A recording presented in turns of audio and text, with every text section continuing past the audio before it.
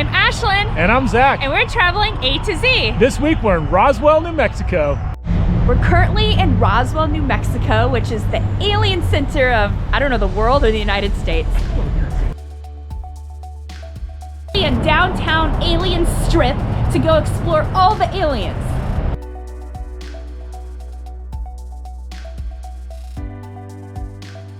As you walk around the downtown, they have a lot of little murals with aliens everywhere. Warning, Area 51.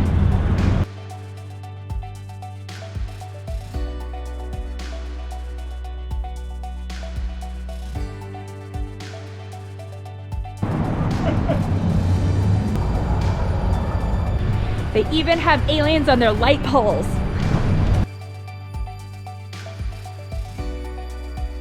Walking through Alien Row is a lot of fun. Every shop really gets into it and they all are decorated.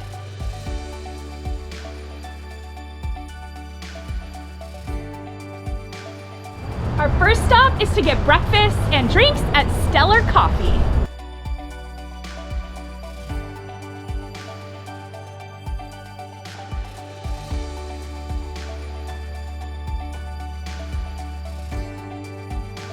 Stellar Coffee. Got myself a bagel sandwich and Zach got a burrito. At the Stellar Coffee Shop. Stellar Coffee was a success. It was yummy. Now we're gonna go to the visitor center. So this is the courthouse in Roswell. Has a green roof. I don't know if that's supposed to be an alien or not.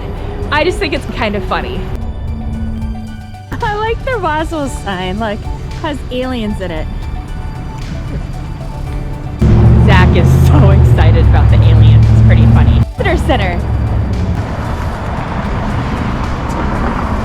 Open to humans and their furry friends.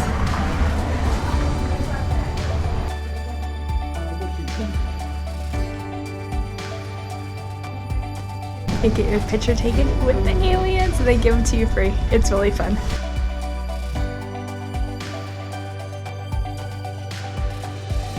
So we just went to the visitor center. We got a map of all the alien sighting places.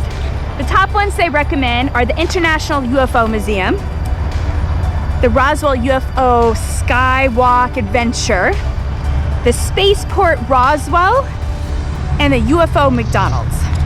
And then there's some other outdoors activities and parks, state parks, and also they have some museums you could go visit. So we're gonna check out as much as we can in the next day and a half that we're here. One of our first stops is to the UFO Museum.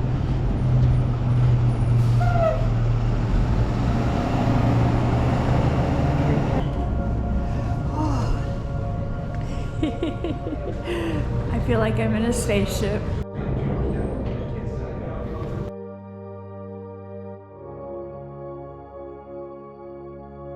The museum talks about how the UFO crashed on the Foster's Ranch on July 2nd, 1947.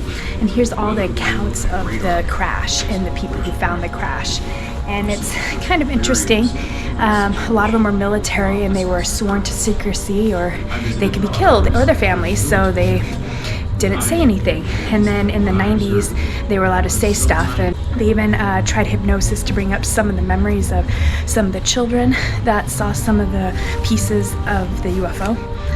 And it's kind of convincing, you know? It's pretty interesting, pretty cool encounters of the UFO, and there's a lot of people that said they saw it and experienced the UFO. So maybe it's real, maybe it's not. I don't know, but they're pretty convincing.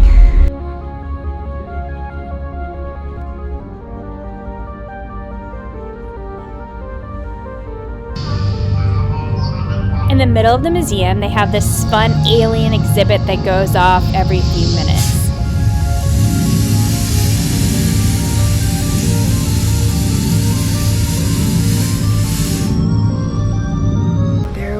UFO crash in July of 1947 on a farm, and they say there was 4 bodies found, 3 that were dead and 1 that was alive. And they say the dead ones were like these little things with a long head, a little slit mouth, and 4 fingers. I don't know. And then they were brought to a hospital to be evaluated, and no one's seen them since. So this is kind of what they think they look like. And there's one nurse who saw them. She was a receptionist, but it turns out she ended up committing suicide because of what she saw. But the family thinks she got killed instead.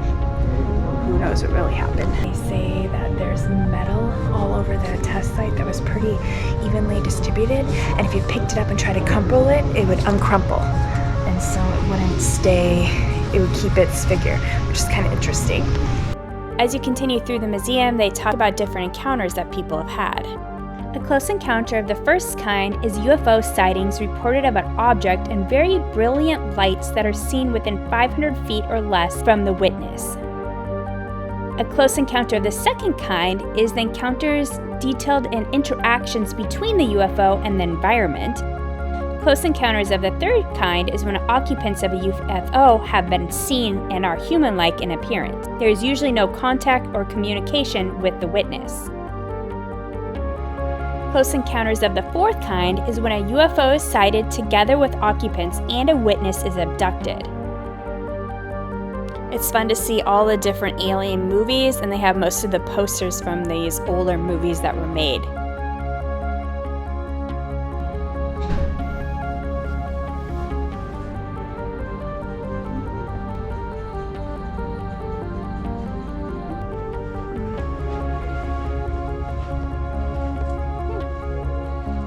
Every book and movie about aliens and UFOs are in here. They even have a kids section with books. Connected to the museum, there's a research library. Here you can see lots of files about different encounters that have been seen and written up in different newspapers around the world. All of them are dated in these boxes. The museum also has a gift shop with a lot of different fun alien memorabilia. Roswell UFO Spacewalk, here we come!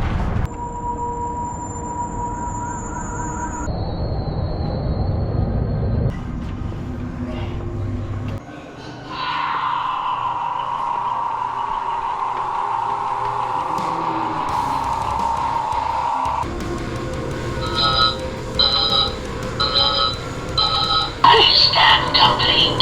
Proceed to probing station. Probing station coming up.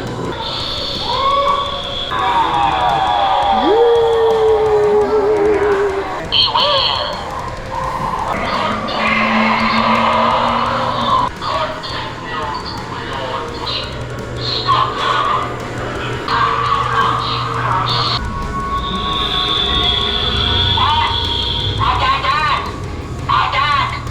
That was a lot of fun.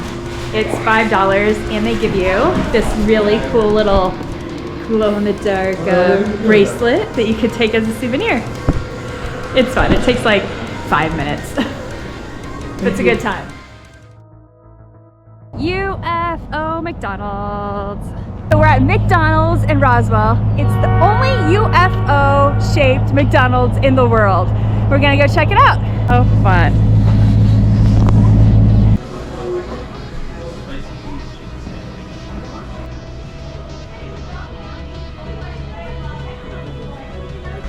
The kids area is alien themed.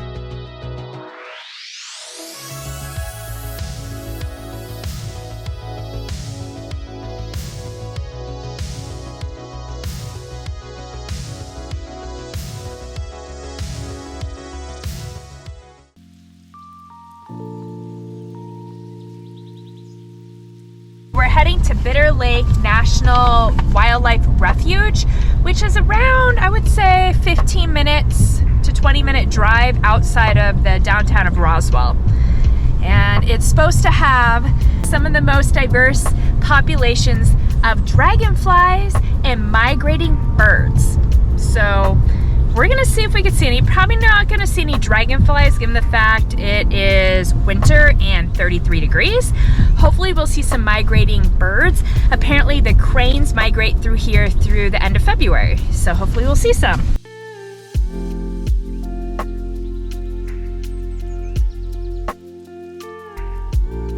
They have a nice little visitor center that's open Monday through Saturday, and they have informational video you could watch. It tells you all about the Bitter Lake Refuge and also a little bit about some of the animals that live here. Behind me is Bitter Lake Refuge, and right now it's winter. The migrating birds use it because it's right along the migrating bird pathway. The cranes are coming here as they migrate, usually at the morning and at night, so you can see them land. It's in the middle of the day, so we're gonna miss them, unfortunately. But it's a major spot and stopover for a lot of the birds. They do have a 6-mile loop around the refuge with little pullouts and informational signs. You could also hike this or bike this, but it is so cold. So we're gonna drive it and get out at the different like little spots and see what we could see instead. This place is pretty crazy because we are literally right outside of Roswell, which is the desert. And 15 miles away, we're in this wetlands. It's crazy. And it's like a plains-y type of environment. So when it rains here, there's a mountains group or range, I guess, on the western side that runs north-south. And then when the water hits from a rainstorm or a monsoon or something, it just soaks right in because it's a really sandy soil. It goes down, I don't know, a little bit, and then it hits a bedrock and it flows downhill on the bedrock, so it's underground, so the plants on the surface look dry and dead like a desert, but there's a ton of water underneath it.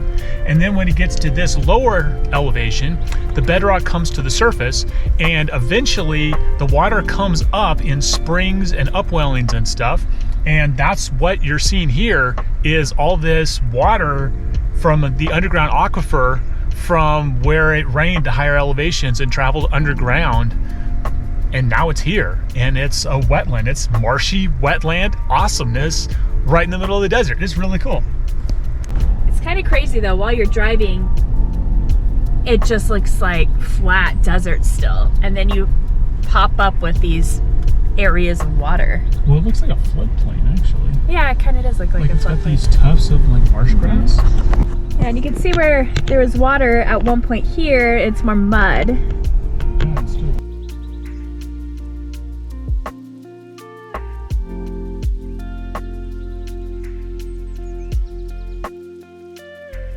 Here they have a few endangered species that are only found here in Bitter Lake. And they're a couple snails, a couple sunflowers. I think there's 9 different sunflower species. I think like a little shrimp crustacean thing. Pretty interesting. The water here is coming up really fresh, and then as it evaporates through the year, like when it's summer, it becomes very alkaline, and that's why it's called Bitter Lake, because it's so alkaline.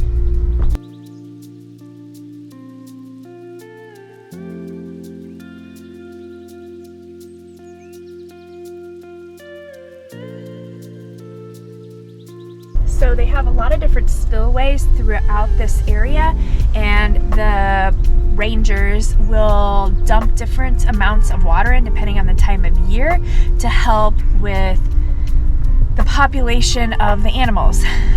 In the winter they have it higher for the migrating birds. Summer they have it lower for the reptiles and snakes, and then also the bugs and the dragonflies.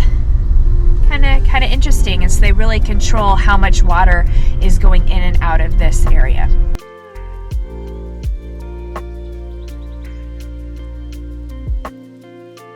They do have a desert upland trail that goes into the desert, goes away from the marshland. I think it's around 0.3 mile loop, and it's supposed to go just kind of through the desert. It's supposed to be kind of neat. Maybe you could see a tortoise.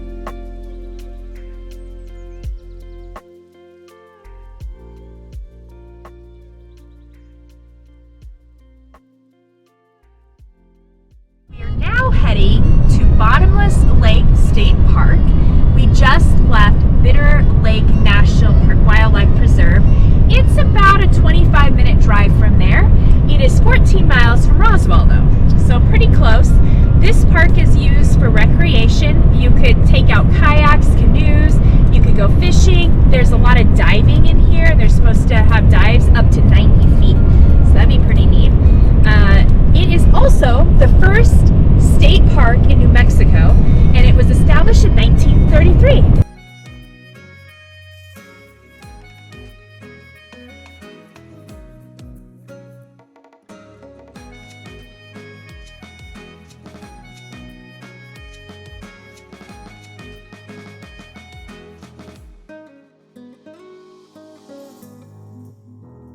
This is Bottomless Lake State Park. This is right by the visitor center.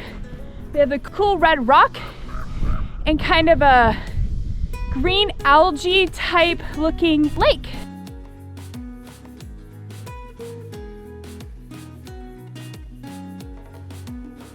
So the lake we just saw was Mirror Lake.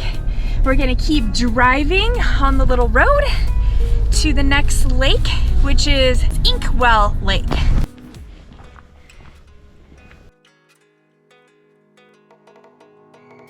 This one is Inkwell Lake, and it looks really deep. You're not allowed to swim in this one though.